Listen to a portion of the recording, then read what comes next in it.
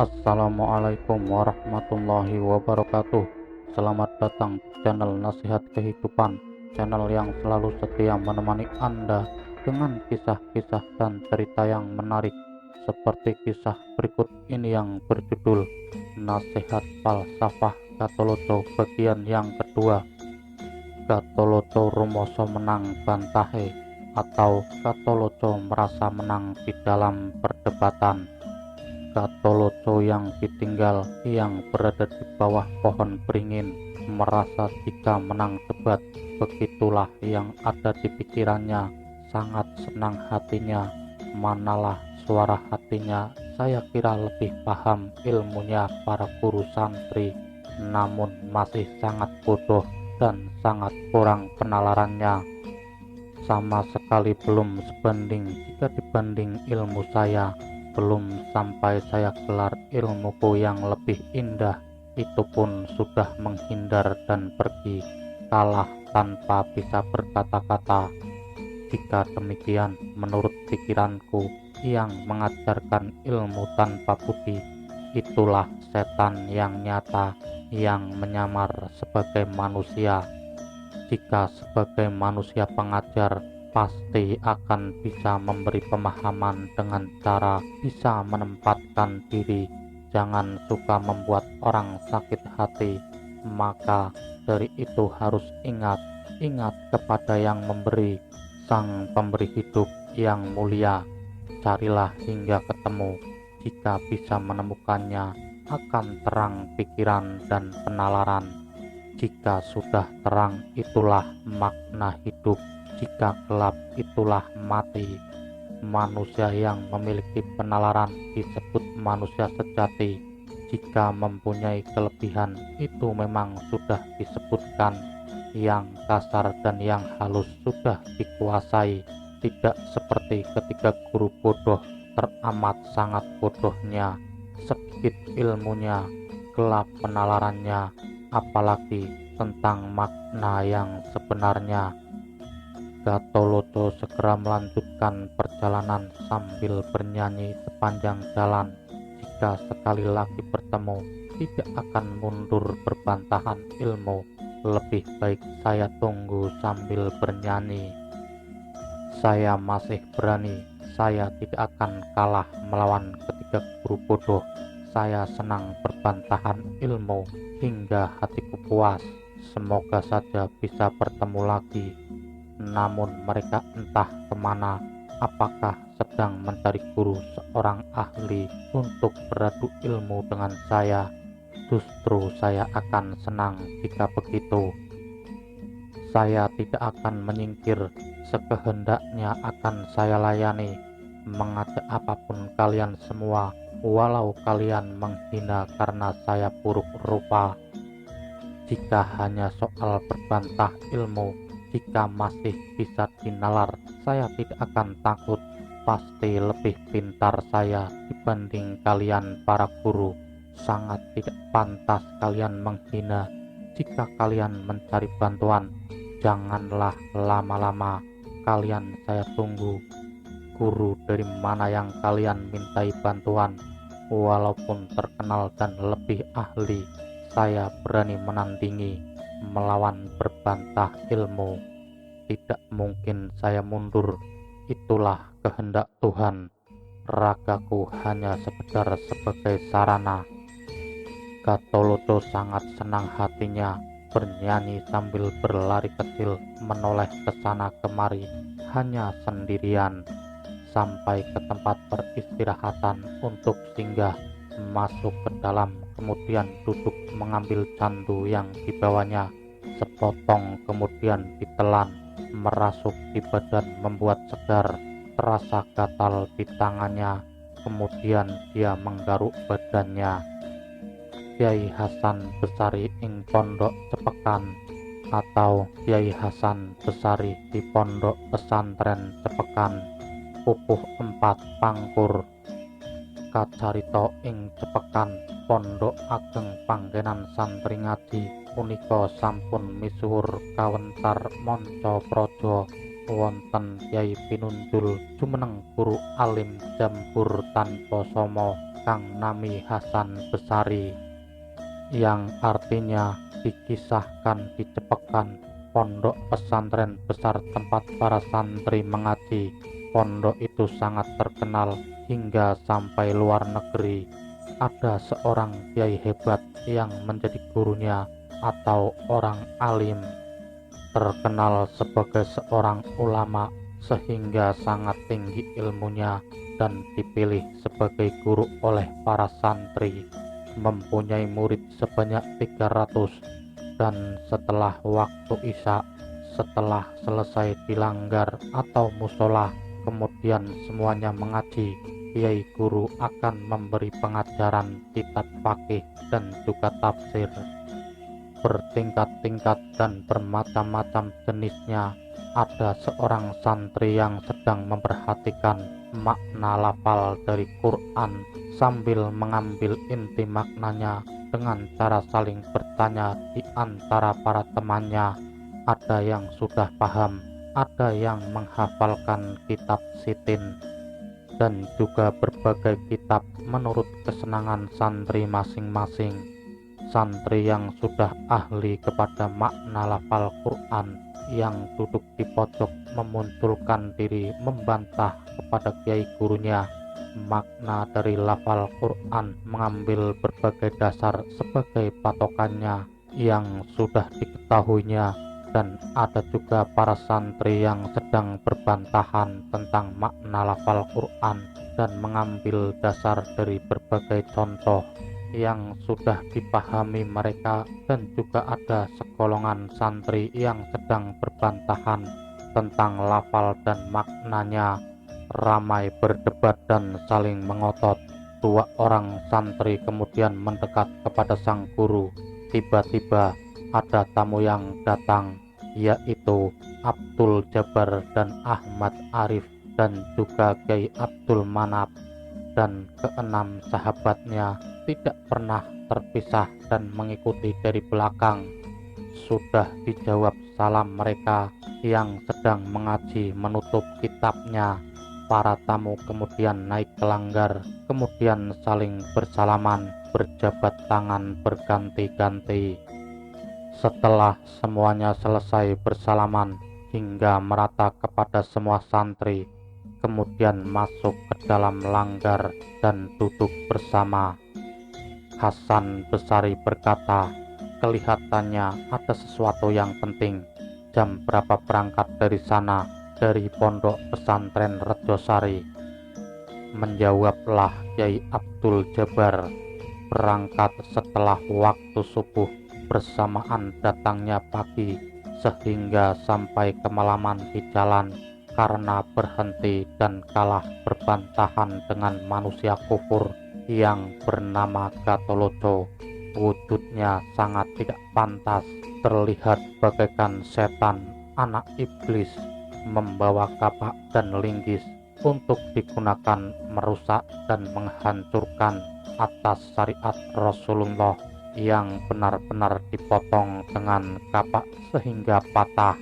Jika pangkalnya sudah roboh, kemudian dihancurkan dengan cara dibongkar, aturan agama dihancurkannya, semua aturan syariat dilanggarnya, merobek-robek larangan dan dihancurkan.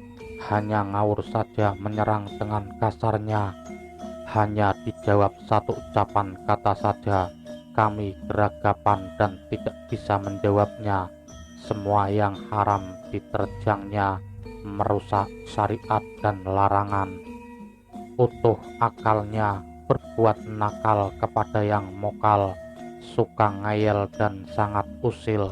Semua ilmu dikalahkannya, semua dasar tidak berguna di hadapannya.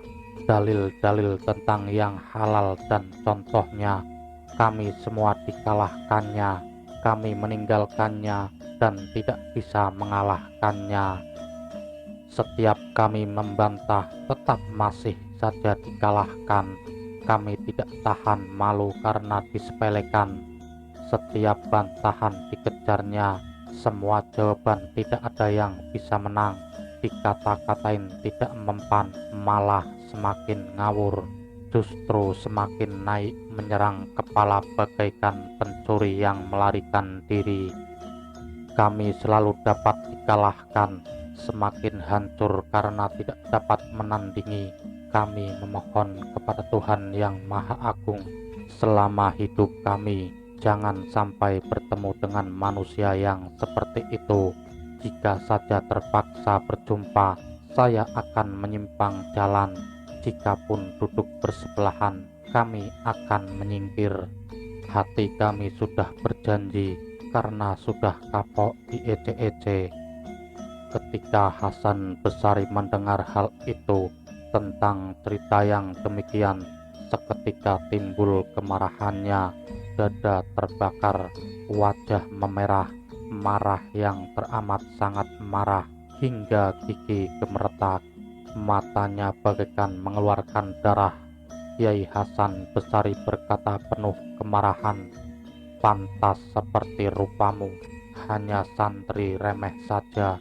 Memang benar kamu bersih dan kepalamu gundul, namun penalaranmu buntu karena akalmu hilang. Hanya zakat saja yang kamu cari. Belum pantas untuk digurui, guru bodoh dan ilmunya hanya menyesatkan saja. Yang kamu bisa hanya mendatangi tiap rumah, yang kamu bawa hanya kantong tempat nasi aking, hanya berdoa kabula, mengaji kulhu lam yakinil. Tidak sama dengan diriku, sehingga saya gundul karena kebanyakan ilmu, sehingga putih warna sorbanku, teliti dan jelas dalam berkata-kata. Jika kalah yang ini pasti mengambil dari buku, sehingga tipe ketu dicancang dengan menggunakan rotan penjalin. Menjadi rujukan para santri dan ulama tidak akan kesulitan karena ilmuku berganti-ganti, bisa menerka dan memahami yang di bawah dan yang di atas, sehingga ada baju kebaya bisa miyak menyibak ilmu yang kasar dan yang halus. Ikat loreng 5 warna, ilmuku bermacam-macam. Ilmu Jawa, Belanda dan Cina, Turki, Koja, Hindu, Benggala, Keling, semua itu sudah kukuasai. Saya simpan di dalam otak. Ilmu Arab sejak kecil hingga mataku kabur. Ilmu Jawa pun tidak mengecewakan karena saya orang Jawa, sehingga mengenakan sarung yang lebar, luas dan longgar mengalahkan para ahli. Semua ilmu saya tahu, sehingga berani menggunakan tasbih. Semua ilmu yang melebihi yang halus, tidak ada yang bisa menyaingi diriku ini, sehingga memakai terompah hingga kemanapun saya pergi akan mengalahkan sesamanya, sehingga tongkat untuk khotbah sebagai tongkatku sangat tepat, tidak pernah meleset, menembus luar dalam di kedalaman bawah dan atas. Seandainya saja saya kalah menghadapi manusia yang tidak punya budi, tentulah saya malu sekali. Carilah sekarang ada di mana si Gatholoco orang gila. Saya ingin tahu atas wujud manusia yang tidak punya aturan. Ahmad Arif berkata, ketika tadi setelah kepergian kami, mengikuti dari belakang atas perjalanan kami, kira-kira pada malam hari ini menginap di kota terdekat. Hasan Besari berkata, jika kesini akan saya jewer kupingnya, melawan manusia yang merusak ilmu syariat. Jika dia kalah, bibirnya akan saya potong. Saya buat untuk menjadi pelajaran. Ketika itu, setelah masuk waktu pagi, setelah waktu sholat subuh, memerintahkan kepada 3 orang santri, carilah Gatholoco hingga ketemu, hadapkan kepada saya. Lalu 3 orang santri pun segera berangkat. Gatholoco dibutuhake Kiai Guru, atau Gatholoco dibutuhkan oleh Kiai Guru, dan tidak diceritakan yang sedang di jalan. perjalanan ketiga santri telah sampai di tempat peristirahatan kota sebelah belakang, kemudian masuk ke dalamnya. Ketiga santri paham ketika melihat di dalam ada seorang manusia pendek kecil, pantat jentit. Ditanyakanlah namanya dan segera dijawab, "Jika kalian bertanya siapa namaku, Gatholoco itulah sebutanku." Ketiga santri lalu berkata, "Kamu dipanggil untuk menghadap oleh guru para santri di pondok pesantren Cepekan yang bernama Kiai Hasan Besari dan disuruh bersama dengan perjalanan kami." Gatholoco menggeleng-gelengkan kepala sambil mengejek, menggoyang-goyangkan kepala dan mengangguk-angguk, namun tetap diam saja. Mulutnya metutup dan tidak menjawab, kemudian melantunkan nyanyian Jawa, ura-ura. Lagunya hanya sekedar ada suaranya saja. Piyik itu anak burung dara, pedet itu anak sapi, cempe kecil itu anak kambing, gudel itu anak kerbau, kirik kecil itu anak anjing, belo itu anak kuda, benji itu anak babi, bunga pucang bernama mayang, bunga melati bernama kembang melati, bunga pohon pisang bernama jantung, jika bunga kelapa bernama manggar, bunga menur bernama bunga menur, bunga pacar bernama kembang pacar, bunga pohon seruni bernama kembang seruni. Gatholoco dipanggil. Santri murid yang diutus dan semuanya terheran-heran dan pikirannya menjadi geli sehingga tertawa terpingkal-pingkal.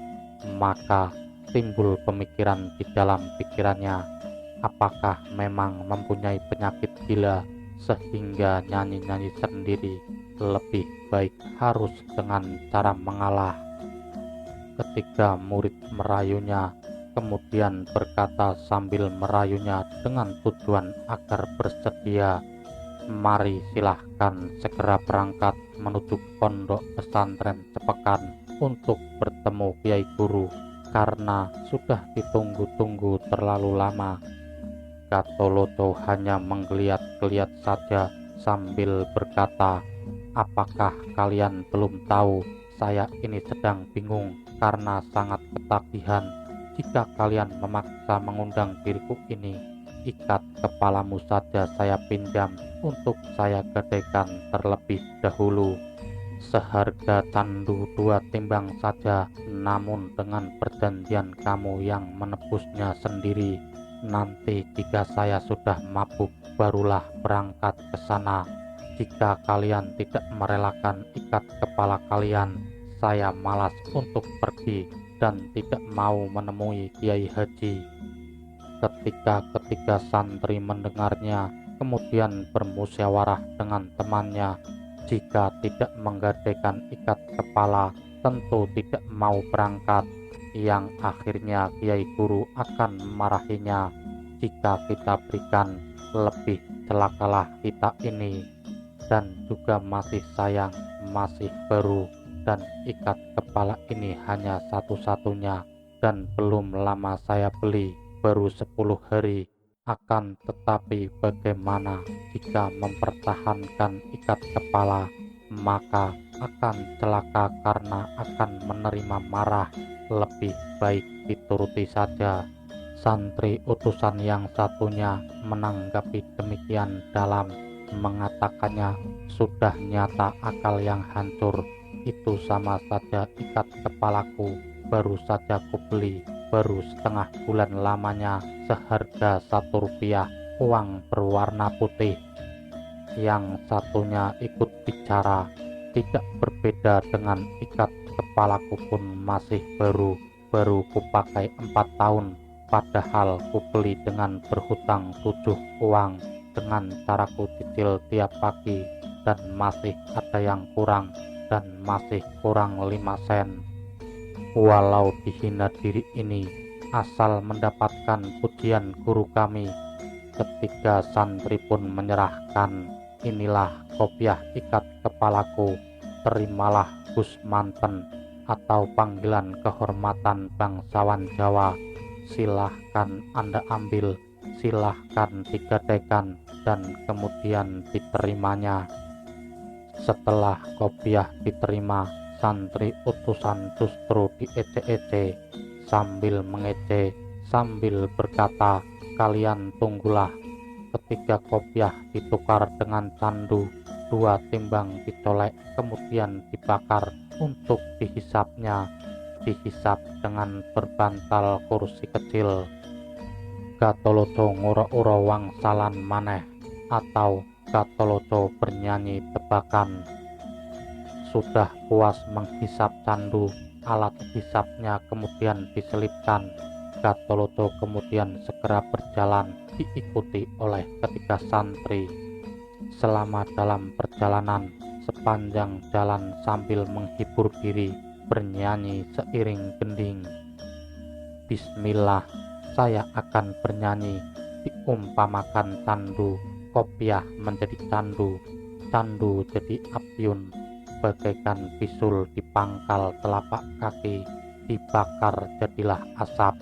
Asapnya merasuk ke dalam badan, meresap hingga menyegarkan badan. Hancurlah aturan ketika berhadapan dengan ilmu hakikat atau ilmu rasa. Dengan ilmu hakikat itulah penguat untuk berjalan agar menjadi kuat. Akan tetapi bagi yang kehilangan kopiah, ilmu di otak bagaikan dicambuk dengan cambuk kuda, pasti menyesali. Bagi para ahli ilmu akan menyesal jika ilmunya yang telah mengantarkan ke tempat hakikat harus ditinggal di parkiran. Akhirnya hanya bisa mengumpat saja di dalam batin. Wahai para batu, untuk mengasah senjata, saya akan bertemu guru santri di Cepakan yang berniat mengajak berbantah ilmu. Walaupun maha guru alim, jamhur pun seorang ulama, saya pun berani menjadi musuhnya. Sekuat apapun ilmunya akan saya layani. Gatholoco tumeka ing pondok Cepekan, atau Gatholoco telah sampai di pondok Cepekan. Setelah sampai di pondok pesantren Cepekan, Alkisah, para santri di pondok dan semua para guru melihat yang baru saja datang masih berada di halaman di bawah pohon jeruk. Kiai Abdul Jabar berkata kepada Kiai Hasan Besari, "Manusia seperti itu najis dan makruh sehingga tidak pantas untuk naik ke tempat ini." Hasan Besari menjawab, "Walaupun makruh dan najis, akan tetapi kedatangannya adalah atas kehendakmu. Lebih baik suruhlah untuk naik ke langgar agar segera duduk. Walaupun kotor tidak menjadi apa, jika dia sudah pergi, bekasnya agar dicuci." Hasan Besari segera memberi perintah, "Manusia jelek, duduklah di situ saja di bagian sebelah timur." Gatholoco dengan segera naik menuju langgar dan kemudian duduk sambil bersandar di sebelah bagian timur. Alat untuk menghisap ganja masih terselip, kemudian membuat api dari korek apinya, kemudian menghisap sisa rokok miliknya. Puntung rokok sebesar jari dan asapnya sangat banyak, merata di seluruh ruangan langgar dan baunya sangat sangir menyengat. Semua santri menutup hidungnya, ada juga yang bergeser dari tempat duduknya. Hasan Besari berkata, "Kamu siapa namanya?" Gatholoco menjawab bahwa itulah namanya. Hasan Besari bertanya, "Apa yang terselip di pinggangmu?" "Ini adalah alat penghisap candu untuk menghisap cipta dan pikiran yang bening. Sedangkan pentolnya ini dinamai cupak untuk digunakan memangkas ilmu yang salah. Obatnya adalah candu dan asalnya daun awar-awar yang digunakan. sehingga jarang yang tawar dan jarang yang kuat. Jika terkena obat dan pelurunya, akhir akan mendapat murka. Mimis digiling menjadi candu. Jika sudah ahli penalarannya, bagaikan lampu menyala. Mulutnya adalah ujung lidah, sentilnya adalah nafas rahasia. Pemantik apinya bernama Zatullah, bercampurnya segala rasa menyatu menjadi satu, masuk ke dalam pemantik api, merasuk ke dalam badan, menjalar ke dalam kulit, daging, tulang, sumsum, sehingga hatiku terang benderang, tidak akan kesulitan memikirkan segala sesuatu. Berbantahan falsafah atau berbantahan filsafat. Hasan Besari berkata, kami berani menandingi ilmuku dengan cara kamu berani menghancurkan syariat Rasulullah. Apakah kamu menolak hidup dan lebih senang mati, tidak takut masuk ke dalam neraka, tidak ingin masuk ke dalam surga? Gatholoco pelan menjawab, bagaimana bisa menolak dan memilih? Itu semua sudah ketetapan Tuhan yang Maha Agung. Semua kesusahan itu adalah milik para manusia yang mati, sedangkan semua kesenangan dan kemuliaan itu adalah milik manusia hidup.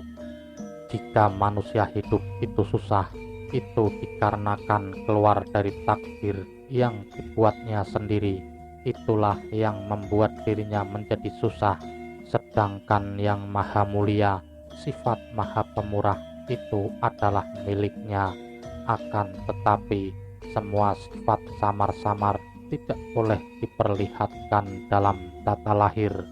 Kamu yang tidak mempunyai daya penalaran yang baik-baik yang kalian bicarakan, surga dan neraka itu sesungguhnya nyata terlihat. Siapa saja yang hidupnya mulia, itulah yang sedang masuk ke dalam surga, dan siapa saja yang miskin, itu yang sedang masuk ke dalam neraka. Itulah yang dinamakan masuk neraka. Kiai Hasan Besari lalu menjawab, surga dan neraka itu adanya adalah besok di alam akhirat. Gatholoco menjawab sambil tertawa, jika besok itu tidak akan ada, adanya adalah sekarang ini. Lalu Kiai Guru menjawabnya, memang nakal kata-kata manusia ini, menyalahkan Tuhan yang Maha Agung dan syariat Rasulullah. Memang wajib untuk dibunuh agar mati. Jika masih tetap hidup, akan membuat sepinya masjid. Gatholoco pelan menjawab, tidak usah kalian membunuh diriku dengan menggunakan pusaka, tombak, dan keris. Sekarang ini saya ini di dalam kematian. Kiai Hasan Besari dengan keras menjawabnya, itu baru aturan yang kamu pakai. Ada orang mati mulutnya banyak kata, badannya utuh bagaikan arca. Dan dengan pelan pula Gatholoco menjawab, jika kematian hewan itu hingga rusaknya badan, mati kering, itulah mati bagi kayu. Jika hilang itu adalah matinya setan. Sedangkan yang seperti diriku ini tidak berwujud, tidak hilang, padahal saya ini sudah mati. Yang mati itu adalah nafsuku, sehingga semuanya adalah salah. Yang hidup itu budi, pikiran, penalaran, dan kejujuran. Terpisahnya dengan nyawa sebagai penanda kelahiran, itulah yang disebut syahadat. Terpisahnya hamba dengan Tuhannya, pergi terpisah, itulah maknanya. Menjadi ruh Rasulullah jika sudah terpisah antara raga dengan sukma, itu rasa dan perasaan dan cahaya bertempat di mana? Jawaban Kiai Guru lebih benar menurut saya, itu hancur bercampur tanah. Rasa dan perasaan itu dan juga cahaya hidup adalah dibawa oleh sukmanya. Semuanya naik dan masuk ke dalam surga Sang Israel yang mengirimnya. Jika sukma seorang Islam yang menjalankan sholat 5 waktu serta banyak memuji Tuhannya siang malam, tidak pernah terputus melaksanakan zakat, sholat dan puasanya, zakat fitrah di hari raya, jika diterima oleh Tuhan yang Maha Esa, akan dinaikkan ke surga karena patuh atas perintah Rasul-Nya. Itu semua pendapat yang saya pahami yang sudah disebutkan dalam syariat. Jika sukma seorang kafir yang tidak menurut sabda Rasulullah akan dimasukkan ke dalam api karena mangkir kepada tuntunan. Jika seorang kafir itu menjadi musuh Tuhan. Gatholoco keras berkata, mengapa yang Maha Kuasa memiliki musuh dan memusuhi semua orang kafir? Itu jika kamu tidak percaya atas kudrat Tuhan yang Maha Esa, menyalahkan Maha Kuasanya Tuhan dalam mencipta berbagai umat Nabi. Disebut kafir itu siapa yang membuat menjadi kopar dan juga yang mempergunakan hidupnya untuk membuat selamat dan celaka. Itu semua tidak lain adalah yang Maha Suci. Seandainya saja Allah memiliki musuh yang disebut kafir, mursal kepada Tuhan yang Maha Esa, lebih baik itu sebelum berwujud untuk tidak dicipta ke dunia, sehingga Tuhan yang Maha Agung tidak mempunyai musuh. Jika demikian, Allah Tuhanmu itu tidak memiliki budi, senang mencipta kesusahan, mengadu domba orang Islam dengan orang kafir, sangat berbeda dengan Allah Tuhanku, Maha ahli dalam segala hal, menuruti kehendak umatnya, tidak ada kafir, Islam itu serta berbeda-beda dalam memeluk agama. Yang dimaksud agama itu adalah tempat untuk mengabdi kepada Tuhan yang Maha Esa. Terserah dalam menyebutnya, asalkan saja tembus dan tidak berganti agama dan kekal selamanya. Siapa yang berganti agama menolak agama yang lama, itulah yang disebut kafir, menolak yang sudah ditetapkan oleh Tuhan yang Maha Esa. Agamamu itu kufur, menolak leluhurmu, sama halnya menolak ketetapan Tuhan yang Maha Agung. Penyebutanmu sia-sia belaka, menyebut asma Tuhan yang Maha Esa. Kamu itu menceritakan bahwa yang sukmanya kafir itu dimasukkan ke dalam api, dan sukmanya orang Islam itu semuanya masuk ke dalam surga.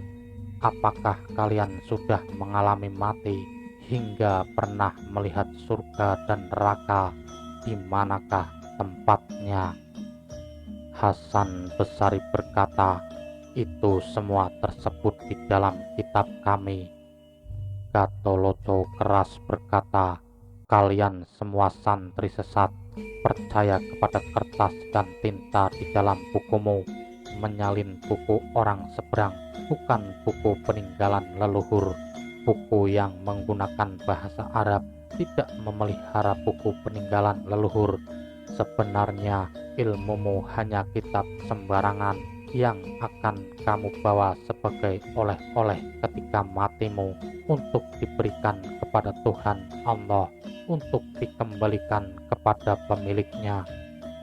Apakah mungkin akan diterima, karena itu adalah miliknya sendiri, dan sebanyak apapun dalam memuji dan dalam bersikir yang kamu lakukan, dan semua ucapanmu itu juga semuanya milik Tuhan yang Maha Agung, padahal akan kamu dikembalikan kepada sang pemiliknya. Apakah itu tidak berdosa? Karena semuanya itu adalah milik Tuhan yang Maha Esa. Bagaimanakah cara kalian menyampaikannya?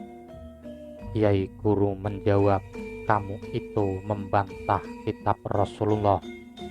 Gatholoto pelan berkata, saya sama sekali tidak akan berani membantahnya setelah kalian mengetahui atas isi dari buku kertas dan tinta, selaraskan dengan kenyataanmu, rasa dari ilmu yang terkandung di dalamnya, dan juga tadi kalian mengaku besok jika kalian meninggal dunia akan membawa semuanya.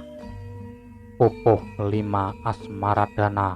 Oleh karena kalian sudah pernah mengalami besok jika kalian meninggal dunia, rasakanlah ragamu itu serta cahaya hidupmu serta getaran hatimu yang membawa lafal sukmamu naik ke dalam swarga loka. Sang Israel yang mengiringinya untuk menghadap Tuhan yang Maha Esa. Jika kalian demikian itu, tidak hanya ketika di dunia saja kalian menjadi penjahat, di akhirat pun menjadi perampok, membawa yang bukan miliknya. Kalian itu di dunia ini ketempatan barang gelap, tidak membeli, tidak meminjam, kalian pergunakan tiap hari, dan ketika di akhirat membawa juga yang bukan milikmu. Di dunia dan di akhirat tetap menjadi penjahat. Tidak ada gunanya tiap hari berjungkir-jungkir menyembah batu menghadap kiblat, celumikan ucapannya, menghafalkan alif lam atau artinya lafal. Ketahuilah dari mana asalmu hidup hingga kematianmu. Kalian semua salah paham. Yang kalian ketahui hanya asal waktu, yaitu waktu subuh, zuhur dan asar, maghrib dan isya, dan itu sama sekali tidak berguna. Semua yang bersifat hidup mempunyai hidung, semuanya mengetahui soal waktu. Jika demikian, kalian itu hanya menuhankan waktu, tidak menuhan kepada Sang Pencipta waktu. Jika malam dan juga siang hanya dipermainkan waktu, tidak sempat memikirkan siapa dirimu, hidupmu hingga matimu. Rasa di dalam dirimu itu milik Rasulullah, cahaya hidupmu itu milik Tuhan, gerak dan cetusan hati Muhammadlah yang membawanya. Yang kamu miliki hanyalah perasaan saja, padahal semua yang kamu bawa itu tidak kamu kembalikan. Kembalikanlah kepada yang punya. Jika kalian tetap membawanya titipan yang 3 jenis itu, apakah kalian tidak akan mati? Kiai Guru mendengarnya, kopiahnya dibanting ke tanah sambil marah-marah dan berkata dengan keras, kemana saya harus mengembalikan? Saya tidak merasa meminjam ketiga barang titipan itu. Gatholoto pun tertawa. Kamu hidup tidak mempunyai mata. Seumpama terangnya matahari, kalian berasal dari matahari, akan musnah oleh matahari. Jika berasal dari cahaya rembulan, itu berasal dari rembulan. Hilangnya adalah dengan terganti. Kembali kepada asal dirimu dari mana?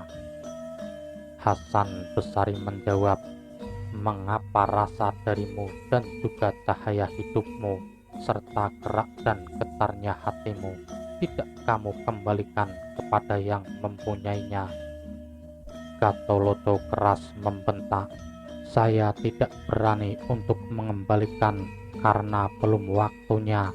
Jika tidak atas permintaannya, saya takut barangkali dikira menolak maha kasihnya Tuhan, barangkali saja akan mendapat murkanya.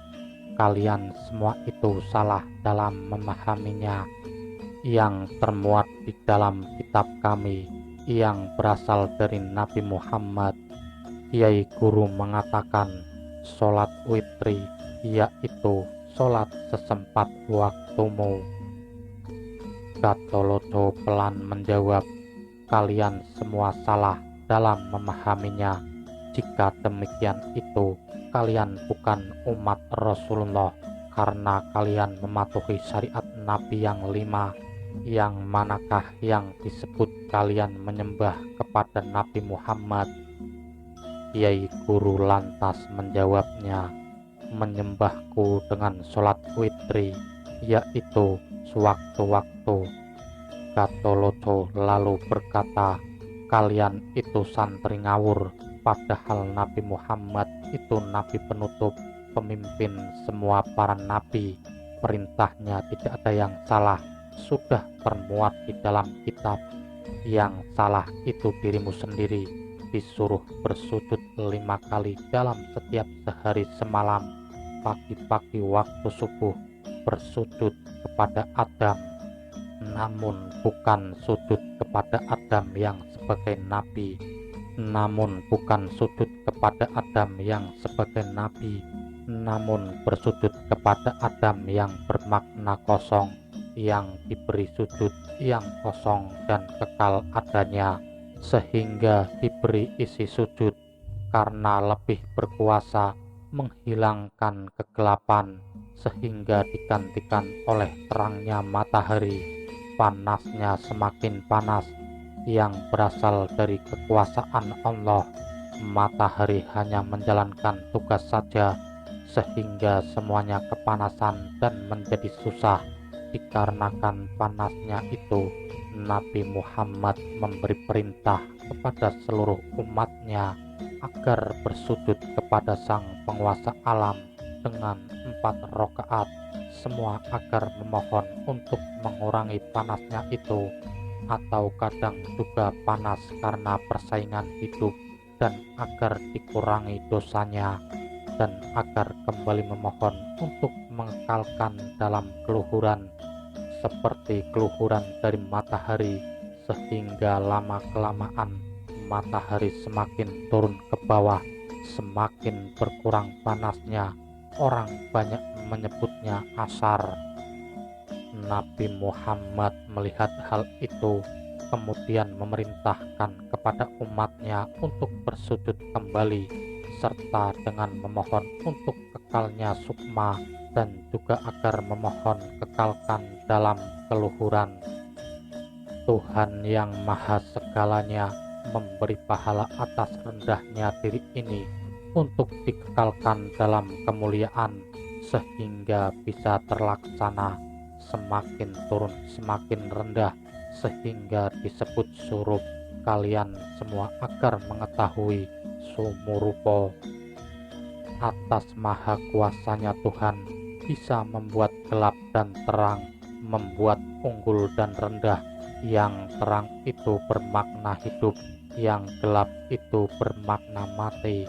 Nabi Muhammad melihat hal itu, kemudian memerintahkan umatnya disuruh untuk kembali bersujud kepada sang penguasa alam, karena maha kuasanya bisa membuat gelap dan terang, dan bisa membuat hidup dan mati, celaka, derajat rendah dan derajat tinggi. Semakin lama sang matahari, dunia tidak bisa dilihat, semakin nyata merata di seluruh dunia. Manusia di alam dunia merasakan kesusahan karena gelapnya, dikarenakan tenggelamnya matahari.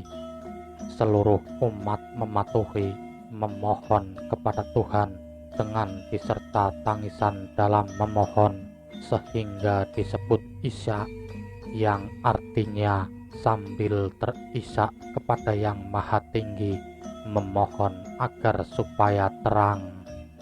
Digantikan dengan terangnya bulan, sehingga manusia senang melihat cahaya rembulan yang terang, namun tidak panas.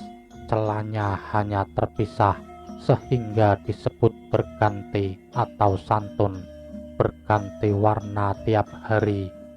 Artinya bulan atau sasi agar saling mengasihi.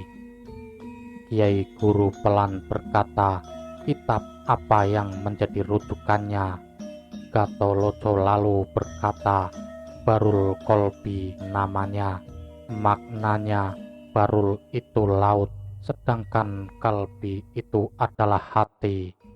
Hati yang bagai lautan, tanpa batas dalam dan luasnya dan juga banyak isinya. Hasan Besari bertanya, kamu tidak sholat? Gatholoco menjawab dengan sopan, sembahyang selamanya tidak pernah terputus. Sujudku adalah sujud ingat, kiblatku adalah tengahnya dunia bersama dengan pernafasanku dalam bersujud. Nafasku keluar dari atas kepala, sholatku hanya kepada Tuhan yang keluar dari otak saya, sholatku kepada Tuhan yang keluar dari mulut saya, sholat kepada Rasulullah yang keluar dari hidungku ini, zat sebagai tandanya, itulah tali hidup, semua dari nafasku ini, saya menyebut dengan sebutan Allahu Allah. Kalian tidak ada yang mengerti, Rasulullah itu sahabat kalian, itu belum dilahirkan bintang, bulan, dan matahari.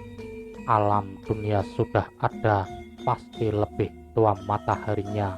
Itu yang termuat di dalam kitab Anbiya. Yang diciptakan paling dahulu oleh Tuhan adalah Nur Muhammad, itu dengan sahabatnya, namun masih berwujud roh di dalam bintang Johar, sedangkan bintang Johar itu sebagai tempat semua roh, sebagai induk dari hidup, yaitu dari Nur Muhammad, bintang, bulan, dan matahari yang tidak lain dari Nur Muhammad, sedangkan bintang Johar itu menjadi pusat Muhammad. Jika kalian membantah saya, maka sama saja kalian membantah kepada Quran, itu sebutan kalian. Ketika Hasan Besari mendengar itu, merasa kalah ilmu. Seperti ini kata yang bisa keluar, sudah Gatholoco, kamu pergilah. Gatholoco menjawab, saya duduk di langgar milik Allah, sangat baik tempatnya. Ini berada di tengah dunia, saya senang dan merasa nyaman, duduk di langgar sambil menghisap rokok, menunggu perintah dari Allah. Seketika Hasan Besari menyilangkan tangan dan hanya bisa terdiam. Akhirnya dengan pelan berkata, sudah menjadi janjiku, jika saya kalah dalam debat, milikku ini semua kamu yang wajib menguasainya. Saya ikhlas lahir dan batin, langgar, rumah, dan semua barang-barangku serahkan menjadi hak milikmu semuanya. Semua santri, para murid di Cepekan yang masih senang mengabdi, kamulah sebagai gurunya, ajari mereka dengan ilmu yang utama. Para kiai sahabatku, saya menyerah saja apa yang menjadi keinginannya. Sekarang juga saya akan pergi mengembara. Yang kutinggal semoga selalu dalam keadaan selamat semuanya. Hasan Besari pun dengan segera berangkat, bersedih karena malu. Dalam pengembaraannya terlunta-lunta, banyak sekali menemui kesulitan dalam pengembaraannya yang ditinggal di Cepekan. Gatholoco dihadap oleh para murid sebanyak 300, semua bersemangat dan ingin berada di depan. Gatholoco senang hatinya dan berkata kepada para sahabat kerabatku semuanya, jika kalian ingin selamat, perhatikan dan ingatlah, jangan sekalipun meniru gurumu, pikirannya sewenang-wenang. Yang demikian itu tidak baik, menghina kepada sesamanya. Umat itu sama saja, pintar, bodoh, baik dan jahat, selamat ataupun celaka, kuli ataupun petani, laki-laki dan perempuan, itu tidak ada bedanya. Itu semua sudah ketetapan Tuhan yang Maha Esa, tidak bisa untuk dirubah, takdirnya itu sendiri-sendiri. Maka dari itu lebih baik ikhlas menerima takdir diri. Hidup itu akan mati, hidup di dunia itu harus ingat, Jangan sombong dan takabur, berbangga dan membanggakan diri, usil dan mudah terbakar emosi, suka bohong dan fitnah, jahat, silip dan mengaku yang bukan miliknya, menipu dengan cara kasar dan halus, sok membantah dan suka menyiksa, jangan sekalipun celandakan, berwatak angkuh menuruti hawa nafsu, jangan terlalu kenyang dan banyak tidur. Hal itu terjadi ala kadarnya. Yang sabar dan yang bertawakal, jadilah pribadi yang menyenangkan. Jangan mudah marah, menghormati kepada sesamanya. Jangan kamu berbuat yang menyakitkan hati. Jangan kamu membuat orang kecewa. Jangan membuat orang takut dan orang terperanjat. Itu yang disebut najis dan haram. Berpakaian dan makan dengan cara halal, itu perbuatan orang berilmu, tidak boleh dengan sembarangan. Begitulah sahabat nasihat kehidupan, kisah dari nasihat falsafah Gatholoco bagian yang kedua, dan nantikan kisah yang selanjutnya. Wassalamualaikum warahmatullahi wabarakatuh.